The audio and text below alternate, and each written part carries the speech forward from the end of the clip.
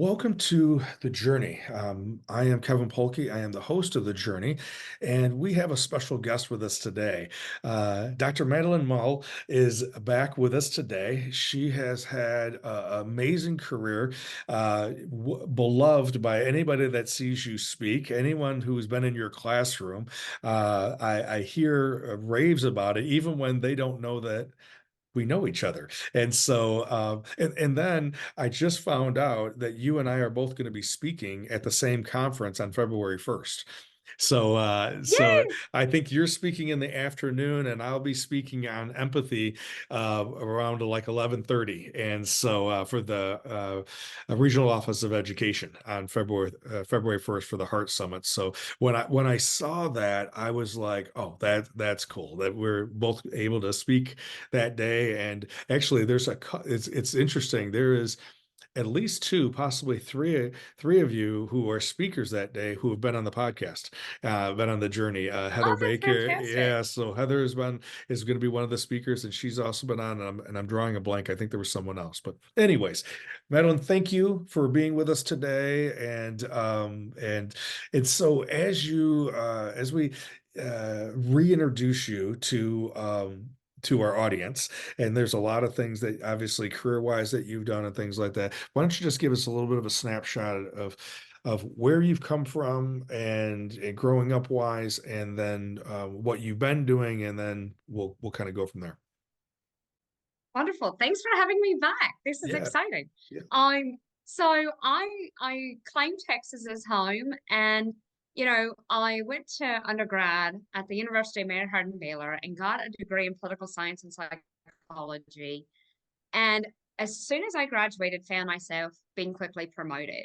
So throughout the whole duration of my career, I think I've only had about 3 months where I was not in some type of leadership role. Mm.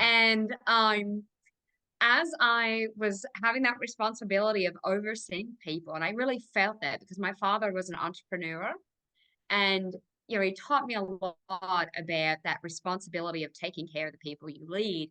And so I thought, I'm gonna fall flat on my face. I know nothing about business, like I don't know what I'm doing. And so I went back to get my MBA at Mary Hardin Baylor, and um, I had a phenomenal experience there. I and continued to find myself just climbing the corporate ladder.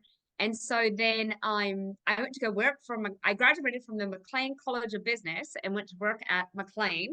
Mr. McLean offered me an opportunity there, and um, it was through mentoring my team that they brought me a job description to be uh, go into academia, where I was at Tarleton State University in Waco, Texas. It was a satellite location. I got to oversee the business program, and then I got to also teach. And so that was 10 years ago, surprisingly. And I now, since then, it led to me getting my PhD in org development and change. And then I almost 6 years this summer, I moved to Rockford, Illinois. And I ran a business school at Rockford University. I was a professor. And alongside all of that, I had founded my own consulting firm that Momentum Consulting. The name of it was a play on my last name given to me by a former student who said that he had never left my class without having momentum. And so Mm. I thought, well, I've got to own it. Yeah. And so along the way, I started kind of building up some leadership consulting chops. So that's kind of where I am today. Gotcha. Okay. So, and and you have a social media presence, and I know you have a large following in your social media uh, arena of the world, and and it looks like very similar to myself as being able to put out information and content to be inspirational, to provide tools that it could be accessible, and just maybe to give some encouragement or maybe point out things that we observed, right? And so I know that you and I have had a couple different you've posted something, I may respond, or just from the element of like you said, leadership and ways of doing that with integrity and with character. Um, as you said, to the responsibility of not only the consumer, the customer, but then also the staff as well. And because there's lots of temptations today that people may get distracted and think it's for the shareholders, for the owner, for the whatever it may be. So Yeah. Yeah. s- It's a gnarly system to fight, but we're doing yes, it. yes, exactly. So um so let's go ahead and just dive into, some decisions that you made in the past 12 months or so. And I know that even when the decision is declared, I know that there was a lot that probably laid into before that. But as you were just explaining, your track of going to school and then a job offer as a result of being in school, there had been this at least when I think of it in my world, the sense of security by some type of institution employing you for your income, for the work that you were doing. And then Right. something happened, and you can get into what that happened, and then you ventured off into, maybe it was inspired or somewhere played into it regarding your father. You went in full time, venturing into your own entrepreneurial efforts, which has anything but security tied to it. so um, Right. so tell us a little bit about that, and then about the from the obviously the consulting business was something that you were doing while you were at Rockford University, but it wasn't full time. It was a kind of a side gig, similar to myself doing some things. So tell us a little bit about that whole, when it became apparent that you may have to go full time this way, or the invitation was there. What was the wrestling, and what gave you the courage to take the leap into the unknown? I think the first seed was planted actually 24 months ago. So I got headhunted by my former professors at the University of Maryland in Baylor. And they said, we have a faculty position open. We want you to come back to Texas and, teach alongside us.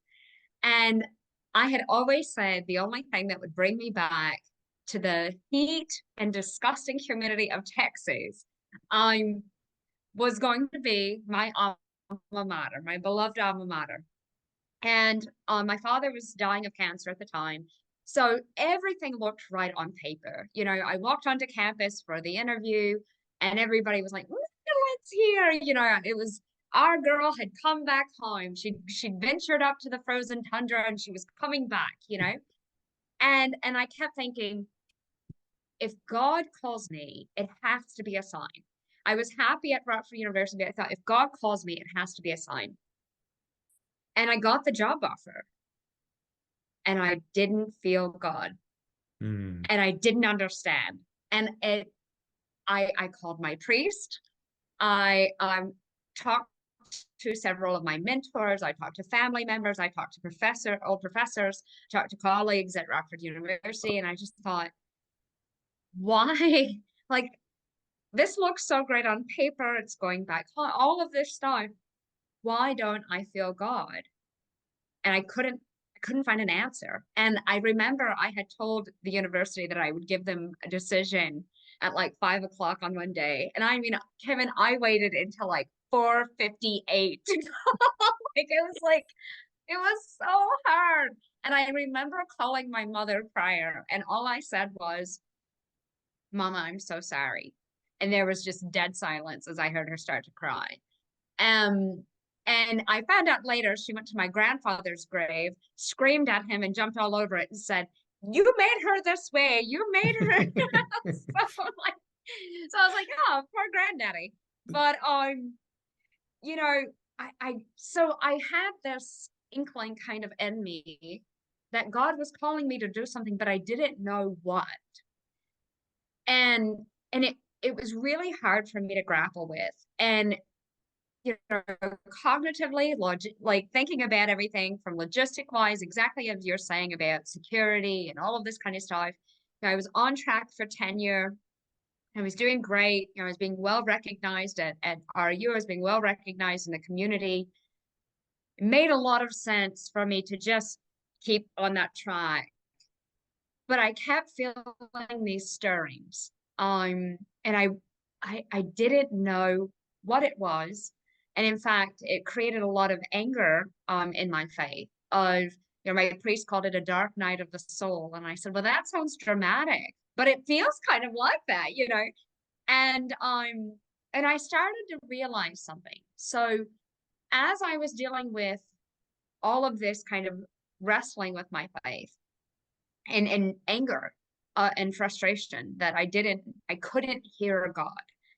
On a friend of mine invited me to church, where her husband's the pastor. And I sat there and I didn't want to go at first because I thought I've always felt really close in my faith. Mary Hardin Baylor is a Christian university. So it made a lot of sense in who I am.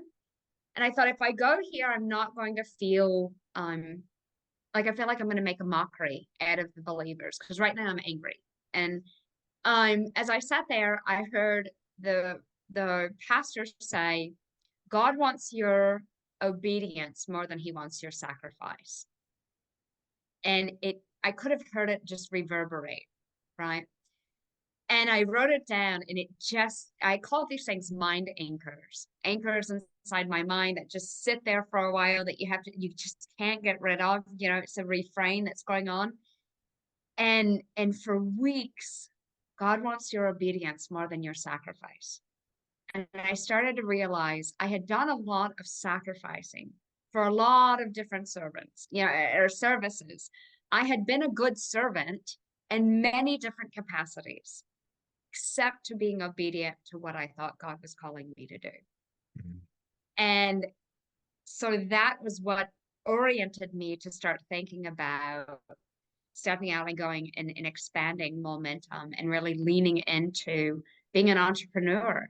Mm-hmm. It wasn't an overnight thing. It was a lot of grief, a lot of fear.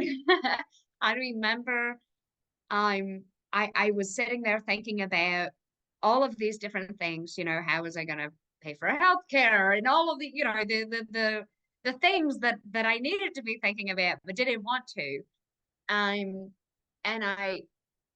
there was a voice inside me that said, please believe in me enough to do this for me. Mm-hmm. Believe in me enough. Trust me that I will be able to navigate whatever comes ahead. Mm-hmm. And that realization that if I didn't make that decision, that I was discrediting myself, that I was telling myself I didn't believe in myself. That was a level of cruelty, Kevin. I couldn't own. I couldn't, the world can be mean, other things can be mean. But in that moment, when I heard myself saying, please believe in me, to have denied making that decision would I don't believe in you. I don't think you have what it takes. I don't, you're going to fall flat on your face or something like that. And I couldn't be the person who said that to myself. Mm, okay. So that was a little bit different twist than I was thought you were going to say. So that's it. But what's interesting about that, right, is that, Jordan Peterson talks about in his 12, principles to live by, right? He talks about, tell the truth, or at least don't lie. And I've referenced this a couple times. And when when individuals like you and I believe in other people, and we wholeheartedly believe in other people, but then when the tables are turned, when it's time for us to believe in us, whew, right? And so feel that. yeah. So I'm going to hold for just a minute, and because maybe I just want to have you bring some color to something that you said earlier, and it kind of went through this first part.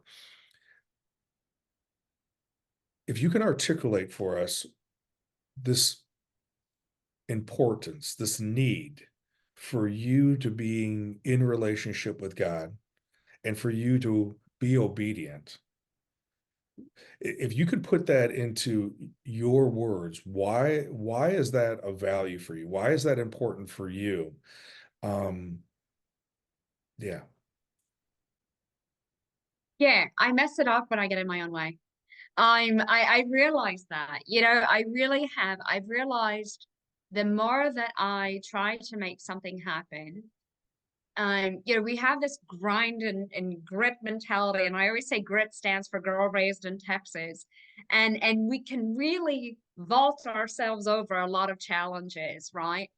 But I realized sometimes there were those instances where I wanted to make something happen so badly that I was just getting in my own way. I was getting very myopic. And it wasn't God's call to me. And I think that that was a lot of where I was getting off of my path with him, that it made a ton of sense to go back to my alma mater, this place I love. And yet to sit there and say, I don't feel him. And if I don't feel it, and I think a lot of my issue at the time was I just felt adrift. My father, as I said, was dying. So there was a lot of this kind of going on of making these smart decisions, these right decisions to like go back home, do the, be the dutiful daughter, all of the things that I was supposed to do. And there was that part of, supposed to, that I think is like a 4-letter word now, that I learned that I was really trying to please a lot of people, serving a lot of people, but not serving my purpose. And I thought I was doing it in an indirect way. I was doing great work. I was serving people well and I enjoyed it. But I think I was doing it in almost a roundabout way. And I think it was starting to become inauthentic to myself, to be honest, that I'm because I didn't have that anchoring of my faith and I didn't feel I was on the path that God was pushing me towards or calling me on.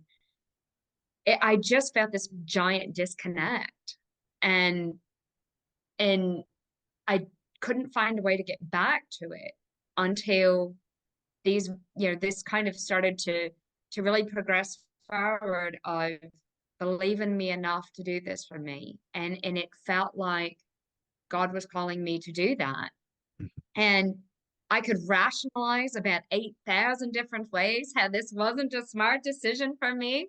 I could, all of the things.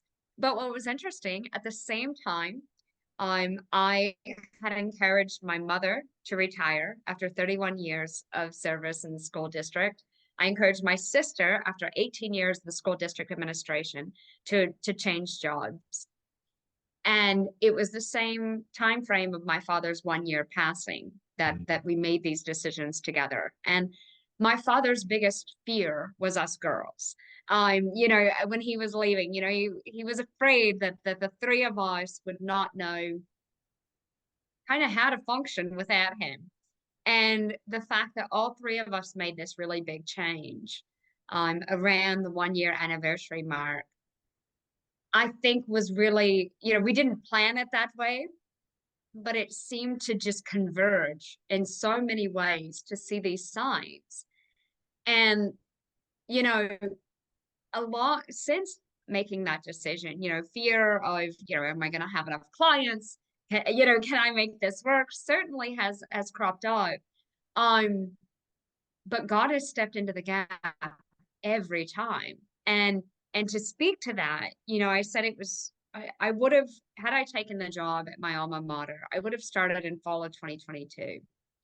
In spring of 2023, somebody heard some of my story and they knew a family member who was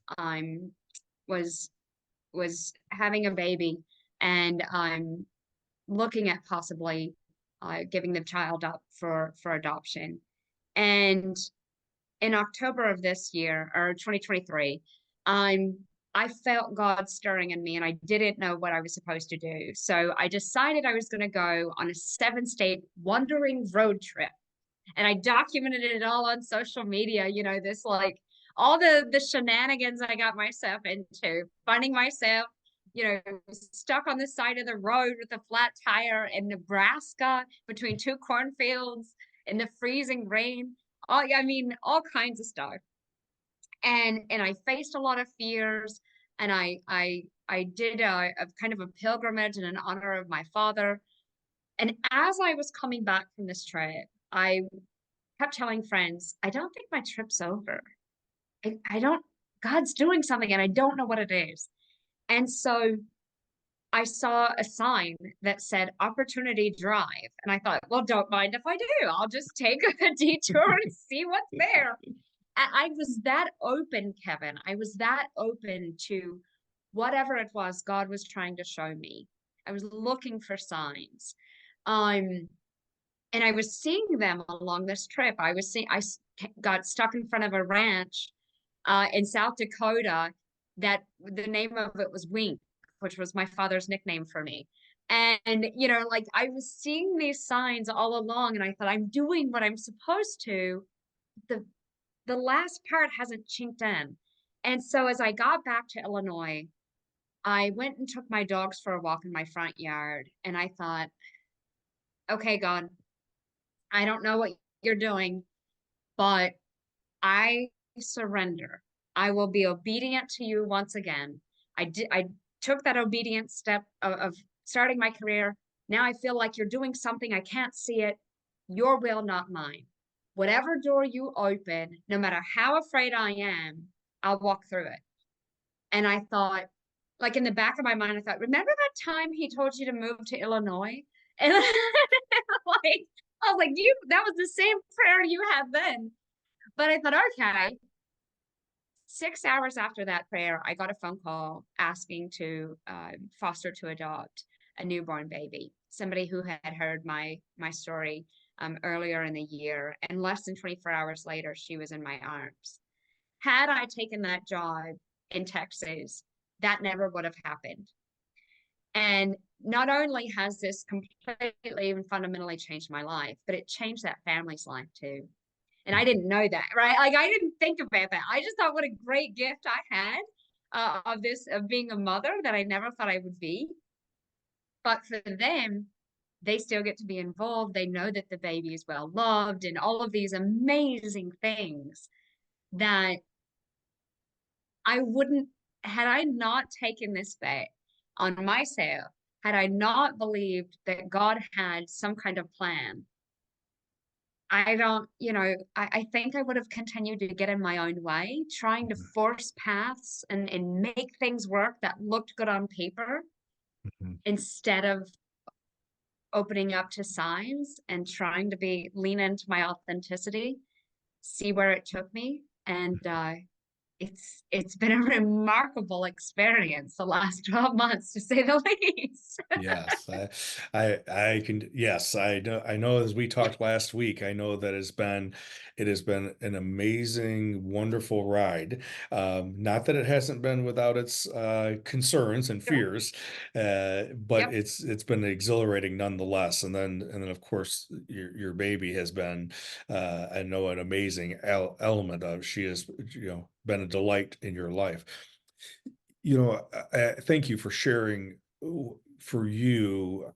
And I think it is such a hard thing, right? We flippantly will talk about, especially for us from a spiritual perspective, and then if that spiritual journey has some type of religious context to it, we will talk about it without going deeper into trying to articulate what does that mean to wait for God's answer. What does that mean to really do that? And similar to yourself, when I think or I try to differentiate what God wants Kevin to do versus what Kevin wants God to endorse, right? Because I have ideas and then I want God to give his stamp or give his blessing to it. And versus when it's God's prompting, and how do I differentiate between that? And I don't know if this is 100% every single time, but an indicator for me, similar to what you had said earlier, is this idea that some door opens or a prompting happens, and my first response is, huh. And then the more I think about it, I think of all the risk. I think of all the fear. I think of all the uncertainty or the insecurity that comes in.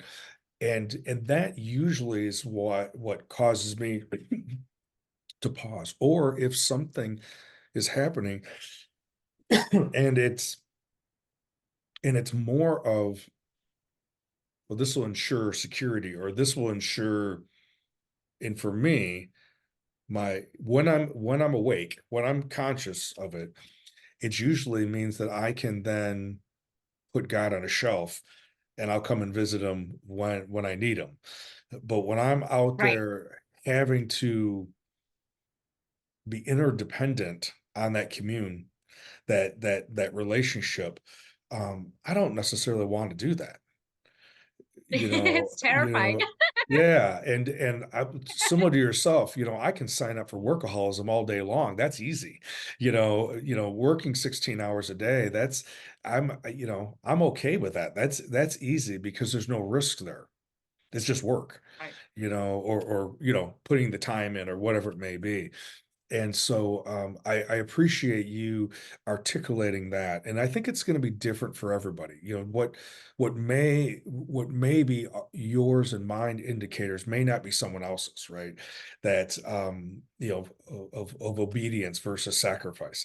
That it may look differently for somebody else, and for some people, right, it may be instead of being, if your tendency is toward the entrepreneur world, maybe and there's some story about what that's a way of avoidance something, then maybe your work is to go in and have impact on the corporate world, or like you and I having impact on the corporate world as a consultant, as an outside person, not necessarily be inside, because if we're inside, maybe we don't have the same effectiveness as if we're from the outside. And I don't know, but I do think though that there will be numerous times in all of our lives where we're going to be at that crossroads. And now the ones that you were just describing are pretty big ones. Those are pretty significant ones, and and and and that it had a ripple effect afterwards. And like you said, leaving Rockford University, it wasn't because there was a bad guy at Rockford University. Not going back to Texas wasn't because there was a bad guy in Texas that was, preventing you from going there. It was wanting to be in that close relationship with God and having God lead it, having God be the light on the path, not our own doing. Yeah, So, and you talk about the fear. I mean, I remember calling my mother, FaceTiming her a couple of days after my daughter came, and I said, Mom, I do realize this is the craziest thing I've ever done in a lifetime of crazy things. Because, when I moved to Rockford, Kevin, I moved into a house I had not seen a picture of. I didn't know if I was being catfished. I loaded up three basset hounds and drove 18 hours to move into a house I had not seen any pictures of because I felt God was calling me to Rockford, Illinois. And so, you know, I tend to really follow his call despite the fear. And the fear is certainly there, but I can tell you, I know fundamentally I made the right decision moving to Illinois. mhm, And and it was I remember my mother when I said this is the craziest thing I've done, and I am aware of this, and I saw her eyebrows go all the way up of like, are you sure you're aware, and I said, but mom, how do you say no when you know that God is calling you? I didn't look for this. I wasn't on a foster list. I wasn't trying to go out there. I had lost a child 15 years prior. I had had an opportunity, or I had been asked to adopt last year, and a family member decided to keep their baby. And so these things had happened in my life that, I was primed prior. There was a lot of reason for me when I got that phone call on a random Sunday afternoon to say no. I've been hurt before. There's too many potential. There's a risk that maybe this doesn't work out. I No, but all I knew was one, I had just prayed to God 6 hours before, and two, I didn't create this myself. Mhm. I wasn't out there shaking trees. We talk about God helps those who help themselves, but I think there's a lot to be said for helping ourselves by getting out of our own way. Mhm. And I Mhm. have over rationalized and I have over strategized a lot in my life and tried to knit things together and make things tie up in a beautiful bow.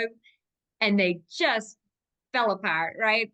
They weren't right. And I realized more and more by being receptive to opportunities, saying yes when they come, trusting that if they're coming in at me and I feel that instinct and that connection and that calling, that is where I'm supposed to make an impact. That is where I'm supposed to serve. And so that guides me, I think, a lot through the fear. It's certainly there, but it's really hard to do anything other when you know this isn't your own design.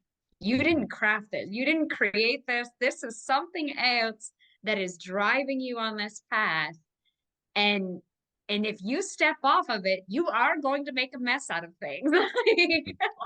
Yeah. That's all I know, right? I mean, I'm like, I will mess it up if left to my own device. I have to trust the Yeah. path that has been called for me to follow. Otherwise, I will make a mess out of things. Yeah. Well, I think you said it really well about how do we do courageous things? How do we act with a fierceness when facing huge uncertainties and huge things? And I think there is, archetypally, this has been known through the ages, that um, all warriors that go into battle have found a way, a true authentic warrior has found a way archetypally to reconcile their own death. That they know that they're Sure. going in there because they've gotten their direction from the divine king or queen, archetypally, Mhm. which then allows us to go in fiercely because there's worse things than death, dishonor, You know, disobedience. and think about it. Jesus said, "Pass this cup from me if it's your will." Right? I mean, even Jesus was saying, like, "Do I have to do this? Are you sure?" Yeah, yeah, Like, yeah. are we sure? Can we double check? Right? And when we think about that, last year my word of the year was valor. I had wanted a word for bravery, for courage, facing this year without my father. Um, and I chose valor. And the reason why is valor stands for honor and dignity in the face of great fear. And I think that's what we're really talking about, Kevin. Mhm, We mhm. have to have honor and dignity for our situation, for ourselves, for the people around us in the face of great fear. And that I think is inspirational and aspirational for us to seek out. I think it's incredibly powerful when we say, I want to be somebody who has valor, honor, and dignity in the face of great fear. Um, that that feels like a really nice um structure, strength, a shield, right? To go into battle with to have that valor of saying, I'm afraid, sure, it's a real thing. However, something else is guiding me here, and I have confidence in that. And I think those are in the Christian Judeo-Christian stories, right? That is the David Right. having the courage to face Goliath, and that is the different individuals that were able to overcome and trust in, a grander intervention than what was practical on paper. And so I think, how does that translate into our lives today is maybe first, being open to this idea, and however that is for each one of us, this idea of obedience to something greater than ourselves versus just sacrificing, because maybe for some of us sacrificing is easy because there's no risk. Obedience Right. will challenge me out of my comfort zone. And then knowing that, right? What is that challenge? Well, for some, if it's I don't want to disappoint, or I don't want to be responsible, or I don't want to whatever those things are, that's going to be an indicator about what the enemy really is, not and what's the distractions, right? So Madeline, I always enjoy you, period, and just enjoy our conversations, and you being able to share your story. It, if someone wanted to reach out to you, wanted to know more about you, wanted to, be able to be inspired or aspired regarding your journey, what's the best way for people to get a hold of you? So they can always, I post pretty frequently on LinkedIn. So I'm on LinkedIn. I'm probably that's my most utilized platform. But also Mandolen at momentum.com. Our website is momentum.com. And yeah, I'm always happy to see how I can help folks, whatever I can do to support them on their path and their journey. Perfect. Well, Madeline, as always, I enjoy you being here. I would love to have you on again, and we can talk more as I'm diving into uh, uh, applicable ways of using Campbell's hero's journey in people's lives, so that we can then, like you said, trust God to guide us through these these obstacles as life presents them to us. And they're not always setbacks that are to set us back. Sometimes they are to realign where we're actually supposed to go. So again, thank you. So, Thank you. yeah, for anyone who is listening, definitely reach out to Madeline on LinkedIn or on Facebook, or out to her website. I will include those in the caption in the show notes. But this idea of being able to identify what our fears are, to be able to recognize that we all are to serve a greater purpose than just our basic needs. How to be open to that idea, and then be open to the guidance that is what Madeline and I both believe is God as we understand Him. So again, thank you for being here, and I look forward to being with you next week.